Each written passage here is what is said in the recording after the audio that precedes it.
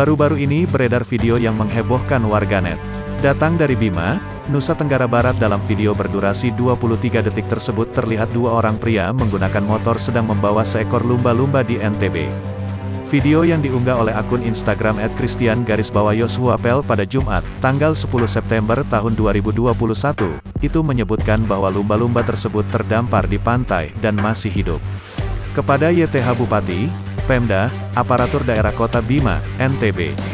Mohon ini ditindaklanjuti kasus terdamparnya mamalia laut yang dilindungi. Kenapa bisa warganya bawa dan tidak langsung dilepar di laut? Tulisnya dalam keterangan yang dikutip bangkapos.com. Dari keterangan dalam unggahan selanjutnya, para warga yang menemukan lumba-lumba tersebut tidak berinisiatif sama sekali mengembalikan hewan itu ke laut. Mamalia yang dilindungi itu bahkan diduga akan dibawa ke pasar untuk dipotong dan dijual. Lumba-lumba yang terdampar di pantai bukannya dikembalikan ke laut ini malah diambil dari pantai dan dibawa pakai motor, dugaan dibawa ke pasar untuk dipotong dan dijual, tulisnya.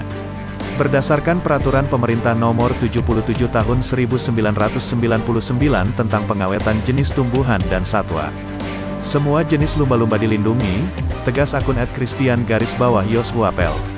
Pemda Bima, Polsek Bima NTB, tolong segera bertindak dan tangkap dua pemuda dalam video ini yang membawa lumba-lumba ke darat, lanjutnya lagi.